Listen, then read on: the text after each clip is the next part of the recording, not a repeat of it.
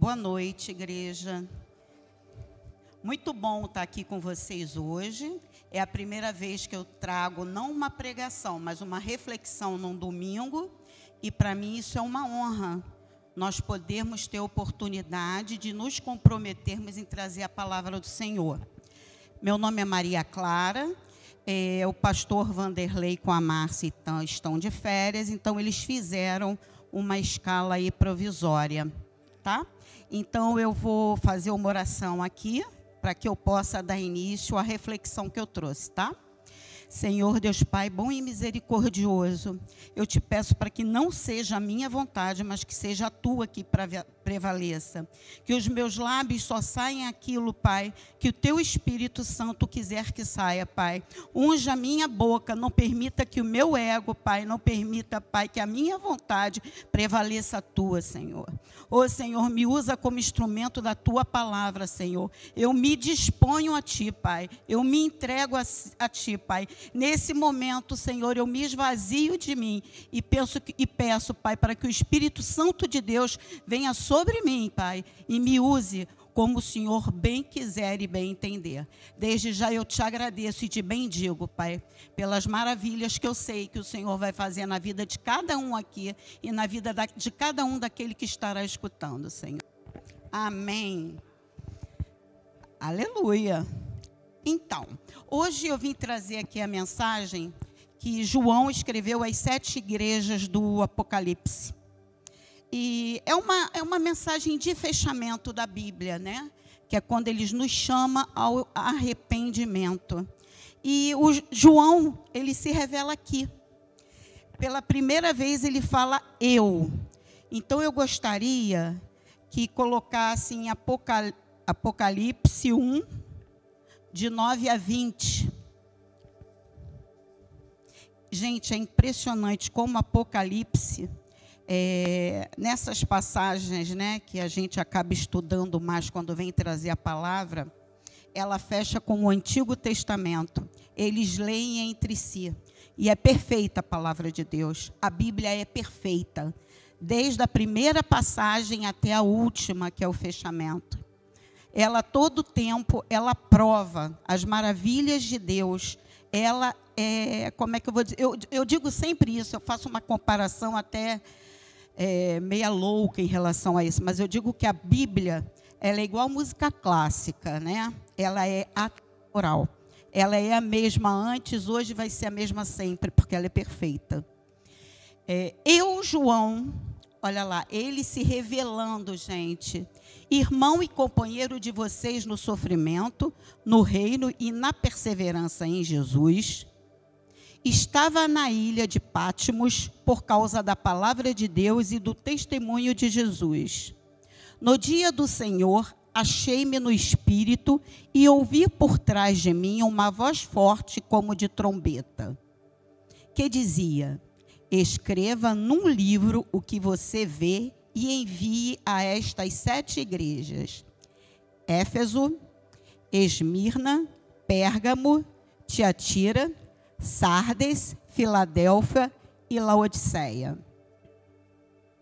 Voltei-me para ver quem falava comigo. Voltando-me, vi 7 candelabros de ouro, e entre os candelabros, alguém semelhante a um filho de homem, com uma veste que chegava aos seus pés e um cinturão de ouro ao redor do peito. Sua cabeça e seus cabelos eram brancos como a lã, tão brancos quanto a neve, e seus olhos eram como chamas de fogo. Seus pés eram como bronze numa fornalha ardente, e sua voz como o som de muitas águas. Tinha em sua mão direita 7 estrelas, e de sua boca saía uma espada afiada de 2 gumes.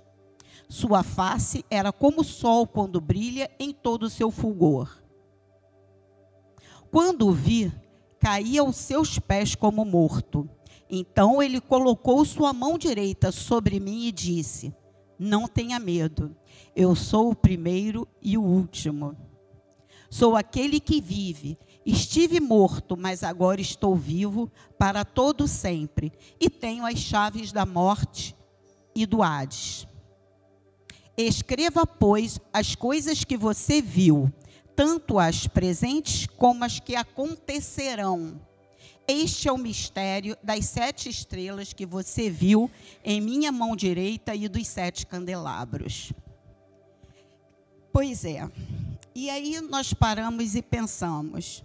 Em Isaías 44, 6, olha lá, nós estamos falando do Antigo Testamento. Isaías 44, 6. Minha filha me fez chorar agora. Vamos lá. Assim diz o Senhor, o Rei de Israel, o seu Redentor, o Senhor dos exércitos. Eu sou o primeiro e eu sou o último. Além de mim não há outro Deus. Então, a confirmação do Antigo com o Novo Testamento tão presente, né?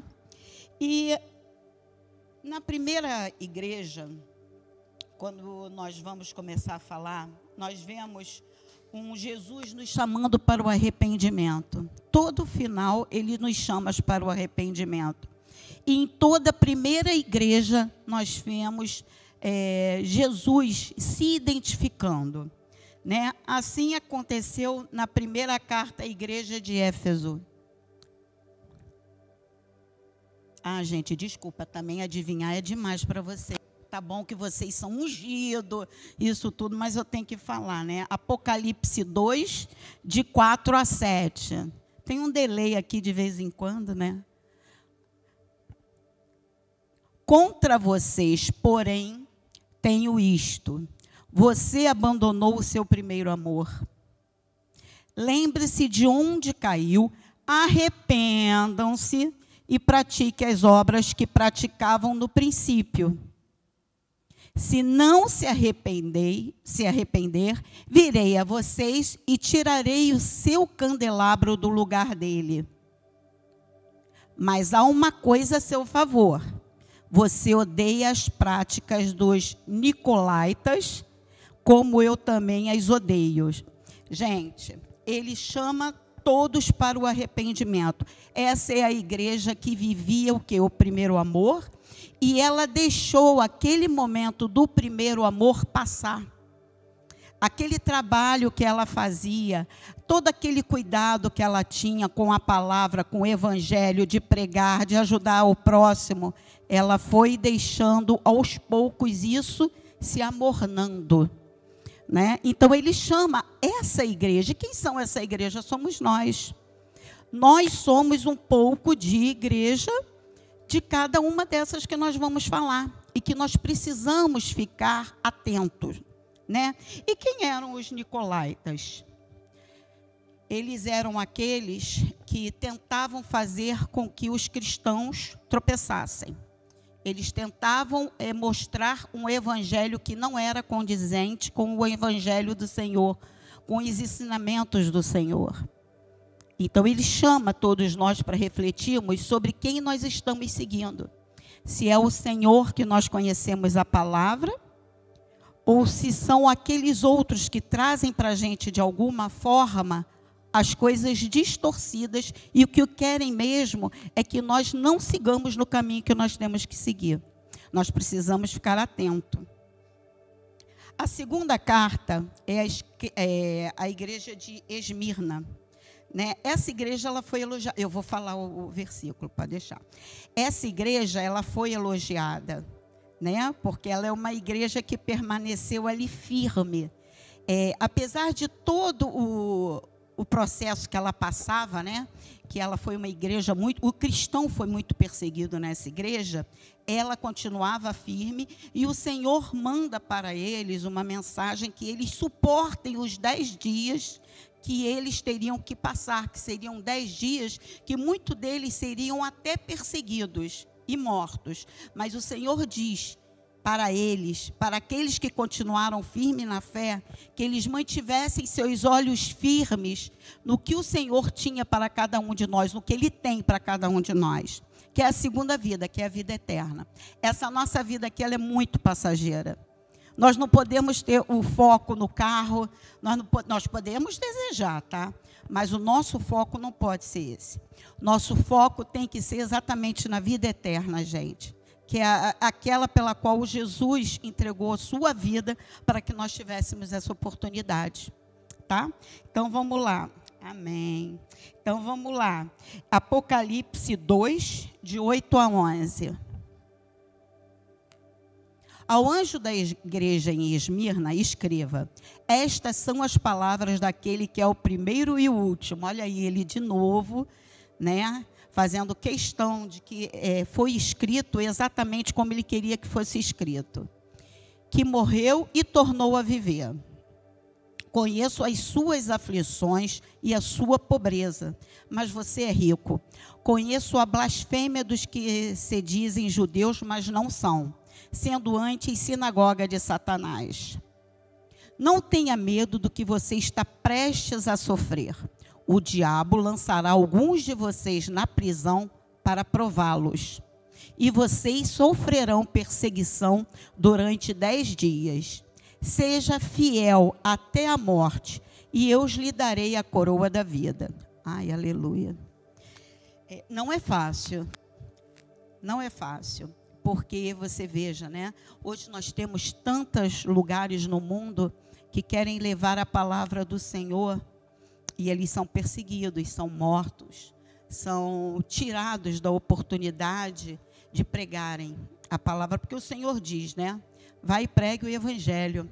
E eles são dizimados, sem o menor medo do que possa vir a acontecer sobre a vida deles. Eles são, de várias formas, eles são calados, quando na verdade o que eles querem simplesmente é falar do nosso Senhor, é falar do nosso Deus, é falar das maravilhas que eles têm para a gente. Mas essa igreja, ela vivia... quando ele fala ali, deixa eu fazer uma correção que eu tinha que falar. Quando ele fala que vocês agora são pobres, né, há uma observação em alguns estudos que provavelmente eles ficaram pobres porque eles doaram muito dos seus bens materiais para que a palavra do Senhor fosse propagada. Então, eles investiram no reino de Deus. Então, você vê, quando ele diz, vocês pobres, mas são ricos. Ricos porque eles investiram no melhor que poderia ser, na vida espiritual. E quando nós investimos na nossa vida espiritual, é o melhor investimento que nós podemos fazer. Quando você compra uma Bíblia, quando você lê essa Bíblia, quando você aplica no que tem nessa Bíblia, você está fazendo um investimento espiritual para você e para o próximo. Então, nós temos que pensar nisso. Às vezes, nós ficamos pedindo muitas coisas materiais e esquecemos de dar o nosso melhor ao próximo, não ao próximo da igreja. Porque você dá o seu melhor ao seu irmão da igreja é fácil. Mas você dá o seu melhor para aquele que não crê num Deus vivo, esse é difícil. É aquele que você, às vezes, você chega, aquela pessoa está ali, está debatendo contigo, isso já aconteceu comigo N vezes, aquela pessoa está debatendo contigo e você está falando do amor de Jesus e ela é resistente sobre esse amor. Mas você continua falando do amor de Jesus para aquela pessoa. Porque eu não creio que essas pessoas sejam, né, que nem água, né, que tanto bate até que fura, não. Mas eu acho que a palavra do Senhor, ela é um momento que ela pega um coração que está num momento difícil, que está numa perda, que está num momento de desemprego. Quando a tua palavra chega, e é um momento, né, o Senhor abençoa. O Senhor faz com que aquela pessoa escute de uma forma diferente a palavra dele. E nós não podemos cansar de levar essa palavra, gente. Nós temos que confiar naquilo. O Senhor tem uma promessa de vida para nossas vidas, que é a promessa de vida eterna. O Senhor não prometeu que nós teríamos um apartamento na Avenida Atlântica, em Manhattan. Ele não prometeu que nós teríamos uma Ferrari, mas Ele entrou prometendo a nós que nós teríamos uma vida eterna. Para isso, nós teríamos que querer essa vida eterna e nos prostrarmos diante dEle, sermos obedientes a Ele. Tem a igreja de Pérgamo, né? Aqui nessa passagem da igreja de Pérgamo, eu tive que estudar, gente, que sinceramente tem coisas que você vai ler a Bíblia N vezes e cada vez que você lê, você vai ver de uma forma diferente. A Bíblia é tão incrível que ela te permite isso. E eu já tinha passado várias vezes por essa palavra, né? Antipas, né? Que era um fiel testemunho do Senhor. E que ele morreu negando outros deuses. Vocês imaginam, né? Hoje nós temos uma quantidade de informação que chega com uma facilidade tão grande, e eu não sei quantos de nós continuaríamos firmes na palavra ao sofrer qualquer ameaça, né? Ele se recusou a render graças a outros deuses. Ele ficou firme ali, e meu Deus, será que algum de nós passaríamos por isso? Quanto de nós nos prostraríamos e continuaríamos falando que Jesus é o nosso Senhor, é o nosso Salvador? E ele continua ali firme. E Jesus, é a única passagem que tem dele, é essa, né? Que ele foi fiel até a morte dele. E é tremendo. E aí eu me questionei, cada lida de uma igreja dessa, cada passagem, eu me procurava dentro de cada uma delas. E aí eu falei, meu Deus, eu espero que eu seja fiel a esse ponto. Eu quero ser fiel a esse ponto. E eu quero que Deus me faça forte em todos esses momentos, em todas essas tribulações que a gente possa vir a passar. Hoje a igreja, ela está perseguida. Hoje nós não podemos mais falar muitas coisas que nós já falávamos antes, e nós não estamos percebendo isso. Estão tentando calar a palavra do Senhor, estão tentando desvalorizar os valores de família. Hoje você vê um jovem casando aí as pessoas, nossa, mas é tão jovem para casar. Então quer dizer que um jovem que aceita viver a vida seguindo, né, as palavras do Senhor com 15 anos, ele é jovem para seguir a palavra do Senhor? Não, eu acho que o casamento, a família, são valores que, para mim, são inegociáveis. Não importa qual o meio que eu viva, os valores de família, para mim, não são negociáveis. Família é mãe, é pai, é filho, papagaio, cachorro, periquito, isso para mim é família. Qualquer coisa diferente que não esteja na palavra do Senhor, eu não negocio. Então, vamos lá. Apocalipse 2, 12 a 17. Ao anjo da igreja em Pérgamo, escreva: essas são a palavra daquele que tem a espada afiada de 2 gumes. Né? Ele tanto julga quanto ele castiga. Esses são os 2 gumes da espada. Sei onde você vive, onde está o trono de Satanás. Contudo, você permanece fiel ao meu nome e não renunciou à sua fé em mim. Nem mesmo quando Antipas, minha fiel testemunha, foi morto nessa cidade onde Satanás habita. No entanto, tenho contra você algumas coisas. Você tem aí pessoas que se apegam aos ensinos de Balaão, que ensinou Balaque a armar cilada contra os israelitas, induzindo-os a comer alimentos sacrificados a ídolos e a praticar imoralidade sexual. De igual modo, você tem também os que se apegam aos ensinos dos nicolaítas. Portanto, arrependam-se, senão virei em breve até você e lutarei contra eles com a espada da minha boca. A espada da minha boca aí se referindo à verdade, à palavra dele, né? A igreja de Pérgamo, né? O Balaão, ele conhecia a palavra do Senhor. Muitos de nós aqui conhecemos a palavra do Senhor. E mesmo assim, por dinheiro, por ganância, ele renunciou à palavra do Senhor, porque foi oferecido a ele dinheiro para que ele era, na verdade, uma pessoa que ele tinha o poder de prever o futuro, enfim, naquela época, né? E hoje em dia muitas pessoas ainda caem nessa armadilha, né? De achar que o Senhor permitiria que alguém visse algo de nós se Ele não quiséssemos. E eu vou falar algo pessoal aqui sobre a vida do meu filho. Eu, quando tive grávida do Ian, quando eu engravidei do Ian, eu ainda não era evangélica. Na verdade, eu me converti em outubro de 2004 e me batizei em novembro de 2011.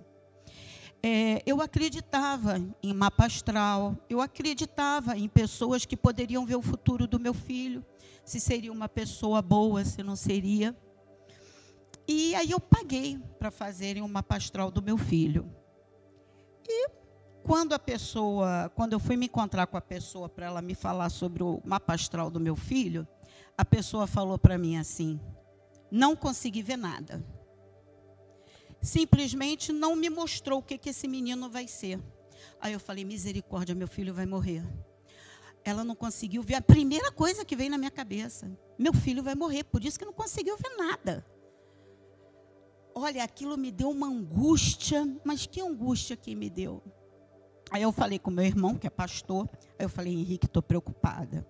Aí eu falei: eu vou te falar uma coisa, eu sei que você não vai se agradar, mas eu paguei para verem o mapa astral do Ian, e a mulher falou que não conseguiu ver nada. Eu falei: meu filho vai morrer. Comecei a chorar. Aí meu irmão: glória a Deus, eu sabia que não ia conseguir ver nada. Que isso, Henrique? Eu paguei uma grana. Aí ele para mim: glória a Deus, teus filhos estão debaixo da promessa do Senhor. E não adianta você mandar ver o mapa astral da Lara, porque não vai conseguir também. E aí eu percebi, quando Deus guarda, Ele guarda. Quando Ele quer que se revele, se revela. Então, Deus só permitiu que Balaão visse algumas coisas, porque não iria comprometer o que ele tinha para o futuro daquela igreja. Então, Ele só permitiu que Balaão fizesse lá o que o rei queria que ele fizesse, porque estava debaixo da vontade dele. Então, com o acontecimento com que houve do meu filho, eu aprendi que só quem é dono do nosso ontem, do nosso hoje, do nosso amanhã é Jesus. E não adianta o inimigo querer nada sobre a vida dos meus filhos, porque não vai conseguir. Porque Jesus já escolheu eles, desde que eles estavam no meu ventre. Meus filhos são filhos da promessa. E isso que eu falo para os meus filhos, eu falo para o filho de cada um de vocês aqui. Se eles estão ou não estão na igreja nesse momento, seus filhos são filhos da promessa. E nós temos que lutar contra isso. Como lutar? Com a verdade, com a palavra do Senhor, com oração, com persistência. Gente, João escreveu para cada uma dessas igrejas 40 anos depois que Paulo passou por todas elas falando a boa nova. E ele teve que passar para relembrar cada uma dessas igrejas o que eles tinham esquecido lá atrás. Sabe por que eles esqueceram? Porque eles não falaram para os seus próximos. E os seus próximos não falaram para os seus descendentes. E isso não pode acontecer com a gente. Não importa o caminho que seus filhos vão tomar, mas do evangelho dentro da minha casa eles vão escolher, eles vão escutar. E eu sempre disse o quê? A minha filha é testemunha. Eu e minha casa serviremos ao Senhor. E o interessante, gente, às vezes, dá uma vírgulazinha, a gente acaba entrando. Eu me tornei botafoguense, tá? Não vai rir não, porque tá ganhando. Tá? E eu me tornei botafoguense para o meu marido aceitar ir no meu batismo, nas águas. E aí eu aceitei ser botafoguense, deixei de ser flamenguista, E, gente, olha, defendo o Botafogo hoje de unhas e dentes. E olha só, o meu marido se converteu e se batizou na igreja. Às vezes nós largamos mão de algo do mundo para ganharmos algo do mundo espiritual. E essas, eu acho, que são as preocupações que nós temos que ter. É perder, às vezes, algo do mundo para ganharmos algo no mundo espiritual. E isso é para a vida inteira, Eu já disse que eu acho que meu marido está lá dormindo e a gente vai se encontrar muito em breve, porque eu tenho certeza que ele foi salvo. Amém, eu creio e tomo posse disso. E ele também tomou, tá? Porque ninguém podia falar nenhuma brincadeirinha assim com o nome de Jesus, que, nossa, ele ficava bravo. A quarta igreja é a igreja de Tiatira. É Apocalipse 2, 18 a 29, tá bom? Tudo bem aí? Ao anjo da igreja em Tiatira, escreva: essas são as palavras do Filho de Deus, cujos olhos são como chama de fogo e os pés como bronze reluzente. Conheço as suas obras, o seu amor, a sua fé, o seu serviço e a sua perseverança. E sei que você está fazendo mais agora do que no princípio. No entanto, contra você tenho isto: você tolera Jezabel, aquela mulher que se diz profetiza. Com os seus ensinos, ela induz os meus servos à imoralidade sexual e a comerem alimentos sacrificados aos ídolos. Dei-lhe tempo para que gente, olha só, se arrepende, para que ela se arrependesse da sua imoralidade sexual, mas ela não quer se arrepender. Por isso vou fazê-la adoecer e trarei grande sofrimento aos que cometem adultério com ela, a não ser que se arrependam das obras que ela pratica. Tudo bem. Então, olha só. É uma igreja cheia de elogios, né? É uma igreja que evoluiu espiritualmente. É uma igreja que começou com um trabalho pequeno e que esse trabalho foi crescendo, foi progredindo. Ela é muito elogios. Mas, naquele pedaço, naquela parte, nós ainda tinham muitas pessoas que, inclusive Elias, né, ele foi uma pessoa que ele bateu muito forte com Jezabel. Às vezes eu confundo, não sai o nome. Ele foi temente a ela, mesmo ele tendo encarado ela. Mas muitas pessoas adoravam os deuses dela. Tinham templos enormes. E olha que essa igreja era uma igreja hiper elogiada. Tanto ela quanto a da Filadélfia, porque eles eram tementes, eles não tinham quase crítica. A única crítica que tinha nessa igreja eram sobre aquelas pessoas que ainda seguiam as práticas de adoração a outros deuses, a imagens, a Zeus. E ele chama essas pessoas ao arrependimento, como chama em todas as igrejas. Agora, vamos lá. Quantos, gente, eu já vi um cristão, tá, falar que às vezes tinha dúvida sobre algumas coisas que eram postas na Bíblia, principalmente sobre acreditar em outra vida, que não acreditava que tudo acabava aqui. Gente, olha só, a Bíblia ela é sim, sim, não, não. Se o Senhor diz que não tem uma vida a não ser a vida eterna, a gente não pode duvidar disso. Assim como nós não podemos acreditar que algumas entidades aí que falam, né, de outros santos, enfim, adoração a outros deuses, como que nós podemos frequentar um ambiente de uma escola de samba que enaltece outros deuses? Ah, não, eu sou evangélica, eu vou lá, mas eu sei separar. Gente, não existe separação aí. Se você é evangélico, você não tem como se sentir confortável num ambiente desse. Não tem. E vocês me desculpem se vocês acreditam que pode. Não, não pode. Eu não posso começar a cantar um samba enredo que está enaltecendo outro Deus, que não seja o meu. Então, são pequenas coisas que às vezes nós fazemos, e não estou dizendo de vocês não, eu estou dizendo no todo, somos nós mesmos também. Muitas vezes, eu me pego falhando em algumas coisas. Aí eu vou, nossa, como é que eu fui fazer isso? Meu Deus, não posso.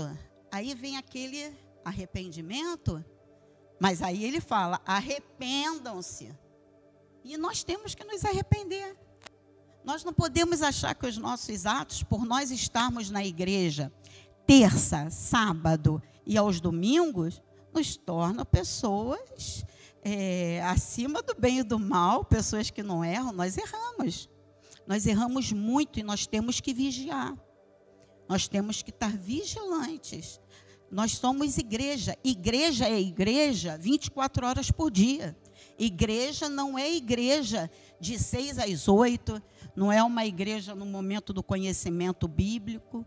Igreja é igreja 24 horas por dia. É quando você cumprimenta a pessoa que abre uma porta para você, quando você olha nos olhos do garçom, é quando você vai pagar algo e agradece, quando alguém te dá um troco de uma forma correta, educada. Igreja é igreja. Gente, eu quase pequei ainda agora. Eu fui estacionar meu carro aqui, eu estava manobrando, e o cara veio, quando eu fui dar ré para ajeitar meu carro, botou o carro na vaga. Aí eu falei, vou descer para falar para ele que essa vaga era minha. Aí eu falei, meu Deus, eu vou pregar e já vou entrar pecando, né? Aí eu falei, não, esse aí... Aí eu lembrei de um negócio que eu botei no meu Instagram no outro dia, né? Como é que é o evangélico no trânsito? Ô abençoado, vai com Jesus, né? Mas a minha vontade foi descer e brigar com o cara. Aí eu falei, não posso. Eu sou igreja a todo momento. Deixa ele com essa vaga aí. De repente vai acontecer alguma coisa nessa vaga que não era para eu pôr. Falei, eu vou botar a minha lá onde cai amêndoa. Aí eu vi que cortaram a amendoeira, então não vai cair amêndoa. Então, assim, a gente tem que vigiar. Você vê, eu ia entrar aqui, eu ia pregar, mas antes ia dar uma brigadinha ali com o cara que botou na vaga que eu estava ajeitando. Não, gente, nós somos igreja 24 horas por dia. A gente tem que vigiar, a gente tem que ficar atento, né? A igreja de Sardes, Apocalipse 3, 1 a 6. Ó, gente, eu prometo que eu estou fazendo o possível para não estourar o tempo, tá, Lê? Ao anjo da igreja em Sardes escreva, essas são a palavra daquele que tem os 7 Espíritos de Deus e as 7 estrelas. Conheço as suas obras, você tem fama de estar vivo, mas está morto. Esteja atento, fortaleça o que resta e que estava para morrer, pois não achei suas obras perfeitas aos olhos do meu Deus. Lembre-se, portanto, do que você recebeu e ouviu. Obedeça e arrependa-se. Mas se você não estiver atento, virei como um ladrão, e você não saberá a que horas virei contra você. No entanto, você tem aí em Sardes uns poucos que não contaminaram as suas vestes. Eles andarão comigo, vestido de branco, pois são dignos. O vencedor será igualmente vestido de branco. Jamais apagarei o seu nome do livro da vida, mas o reconhecerei diante do meu Pai e dos seus anjos. Aquele que tem ouvidos, ouça o que o Espírito diz às igrejas. Na verdade, né, a igreja de Sardes, ela começou a se acomodar diante da palavra. Quanto de nós já nos acomodamos? Quando botam lá, gente, lê esse trechinho aqui durante a semana, e aí a gente debate. E aí nós não vamos ler não, porque nós éramos igreja domingo, nós éramos igreja segunda, mas aí nós esquecemos da gente vigiar. Porque o inimigo, ele não está sobre aqueles que estão no mundo, gente. O inimigo está sobre nós que somos igreja. Então, nós temos que ficar atento à palavra, nós temos que ficar atento a cada coisa que nós fazemos, a cada gesto. Então, nós precisamos ficar atento a cada coisa que nós fazemos, a cada palavra que a gente tem que refletir. A palavra, ela é que nem água. Você tem que ter sede dela. Você tem que se alimentar dela. Você não precisa estar desidratado para chegar e se encher dela. Não precisamos ficar desidratados, gente. Vamos nos alimentar dela. Ok? Amém. E a igreja de Filadélfia. Eu pensei, gente, eu vou ser dessa igreja de Filadélfia. Vamos lá. Apocalipse 3, 7 a 13. Ao anjo da igreja em Filadélfia escreva, essas são as palavras daquele que é santo e verdadeiro, que tem a chave de Davi. O que ele abre, ninguém pode fechar. E o que ele fecha, ninguém pode abrir. É muito importante a gente lembrar que o Senhor não abre porta para a gente só para emprego, só para um bom varão, para uma boa varoa, para você conquistar a sua independência financeira. Essa porta também pode ser a porta da palavra. O Senhor pode estar nos abençoando para que nós falemos a palavra, para que as pessoas escutem e que elas fiquem retidas no coração e na mente delas, está legal? Vamos lá. Conheço as suas obras. Eis que coloquei diante de você uma porta aberta que ninguém pode fechar. Sei que você tem pouca força, mas guardou a minha palavra e não negou o meu nome. Veja o que farei com aqueles que são sinagogas de Satanás e que se dizem judeus e não são, mas são mentirosos, são os falsos profetas, né? Farei que se prostrem aos meus pés e reconheçam que eu o amei. Essa aí visto que você guardou, visto que você guardou a minha palavra de exortação à perseverança, eu também o guardarei da hora da provação que está para vir sobre todo o mundo, para pôr à prova os que habitam a terra. Venho em breve, retenha o que você tem, para que ninguém tome a sua coroa, a coroa da vida, né? Coroa da vida eterna, amém. Então, eu quero muito ser essa igreja, gente. Mas eu percebi que o meu caminho é longo para ser essa igreja. Porque eu, como humana, eu ainda tenho tanta coisa para aprender. Eu, como igreja, eu ainda tenho tanto para caminhar. Meu Deus, e eu quero ser essa igreja. Eu quero que nós sejamos essa igreja, né? Uma igreja temente, uma igreja que tem a promessa da coroa da vida. E quantos de nós aqui não falhamos hoje, né? Eu ainda agora mesmo ia falhando, misericórdia, Senhor, perdão. Mas eu pedi perdão, louvando ali, tá? Quantos de nós teríamos o privilégio de conviver com essa igreja, né? Ai, gente, que coisa linda. Aí, logo depois, a primeira vez que eu preguei na minha vida, que eu trouxe a reflexão, foi sobre a última igreja, de Laodiceia. E ela me apavorou de uma tal forma que eu falei assim, Senhor, eu não quero ser não. Senhor, está a ponto de me vomitar, nem pensar, eu não aceitava, né? Então, vamos lá, carta à igreja de Laodiceia, Apocalipse 3, 15 a 17. Ao anjo da igreja em Laodiceia, escreva, estas são as palavras do Amém, a testemunha fiel e verdadeira, o soberano da criação de Deus. Conheço as suas obras, sei que você não é frio nem quente. Melhor seria que você fosse frio ou quente. Assim, porque você é morno, não é frio nem quente, estou a ponto de vomitá-lo da minha boca. Gente, isso é quase a mesma coisa do que a gente negar o Senhor. Imagina, ele está a ponto de vomitar a nossa fé, a nossa indiferença, o nosso lado morno. Olha, eu vou te ser franca, não tem pior coisa quando eu acho que eu estou ficando doente, que eu boto o termômetro e está 37 graus e meio. Não tem coisa pior, porque você não sabe o que você tem. Eu não sei se eu estou com febre, eu não sei se eu não estou.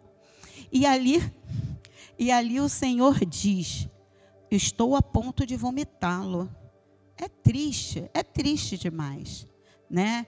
Então, eu espero que cada uma dessas reflexões que eu trouxe aqui para vocês sobre cada uma dessas igrejas, quando João escreveu sobre elas, eu acredito que ele quis nos alertar para o que nós já fomos, né? Porque todas essas passagens aqui você pode confirmar lá no Antigo Testamento, e o que nós ainda continuamos ser.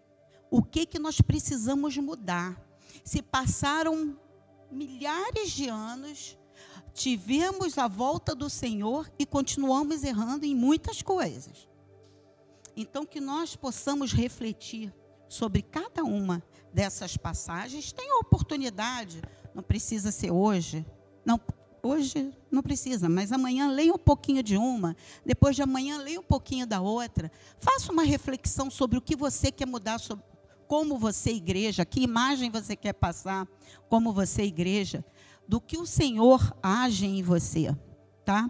E eu gostaria de encerrar a minha reflexão com essa passagem aqui. Mateus 22:14. Pois muitos são chamados, mas poucos são escolhidos. O Senhor chama a todos nós. Ele é justo, Ele dá a oportunidade de a todos nós conhecermos verdadeiramente a sua palavra. Só que poucos serão fiéis a ela. Poucos seguirão ela, independente das circunstâncias, poucos serão que irão segui-las. Então eu chamo você para uma reflexão, que você não seja a igreja somente nos dias que você vem ao culto, somente nas horas que você está aqui, mas que você seja igreja todos os momentos, que você fale do Senhor, que você seja audaz, fale do Senhor, até para aqueles que pouco creem, nem que você tenha que esperar o momento certo, mas lembre-se que a porta que o Senhor abre, ninguém fecha. Se Ele abriu uma porta para você falar da palavra dEle, aproveite essa porta. Seja transformador na vida dos seus amigos, dos seus parentes, dos seus vizinhos. Nós temos isso como obrigação, porque nós somos igreja. Nós não podemos esquecer disso nunca. Tá bom? Eu me despeço aqui. Agradeço aí a vocês pela participação. E agradeço a vocês aí pela paciência, pelo carinho de estarem conosco. Tá bom? Abraço. Vem, Mateuzinho. Vamos. Que o Senhor os guarde e proteja, que tenhamos uma semana abençoada, que o Senhor esteja debaixo da vida de cada um de vocês, fazendo a vontade dEle sobre elas, tá? Que o Senhor nos leve em segurança para a nossa casa. Amém.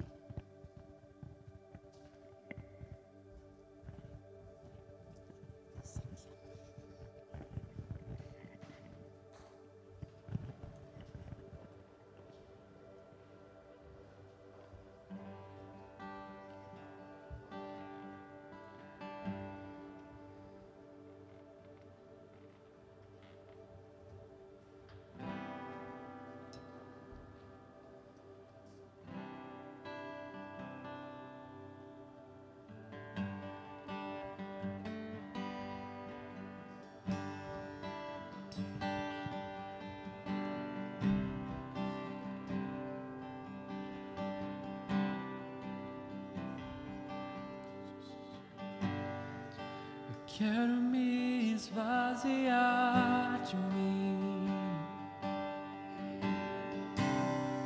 Eu quero me esvaziar da religiosidade. Eu quero me esvaziar de mim. Eu quero me esvaziar todos os meus títulos e de tudo que me afasta de ti, Jesus.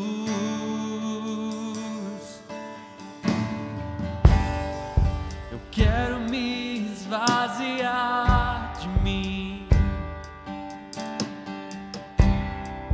Eu quero me esvaziar das dores e desilusões. Quero me esvaziar de mim. Eu quero me esvaziar da prisão do passado e de tudo que me afasta de ti, Jesus. Aonde eu irei, Senhor, pois só tu tens as palavras de vida eterna.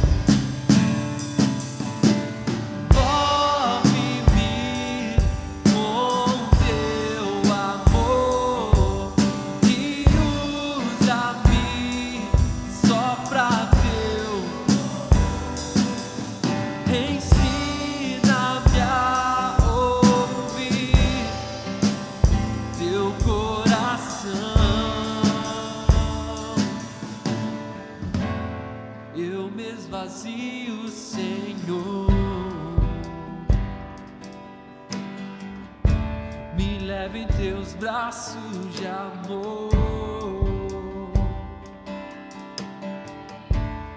Eu me esvazio, Senhor. Me leva em teus braços de amor. Eu me esvazio, Senhor. Nos esvaziamos aos teus pés, Senhor. Que possamos aprender com a tua palavra, sermos corrigidos, Senhor, pelo teu Espírito, sermos tocados, Senhor, pela espada de dois gumes, e sermos transformados pela tua palavra. Nos ensina, Senhor, a vivermos, Pai. Nos ensina a caminharmos de acordo contigo, Senhor. E pela tua misericórdia, Senhor, não permita que sejamos, Senhor, ou nos tornemos mornos, Pai. Nos guarda pelo teu Espírito Santo, Senhor, e nos conduz. Te agradecemos, Pai, pela tua misericórdia, pelo teu poder. Em nome de Jesus. Amém. Deus te abençoe rica e abundantemente, meu irmão.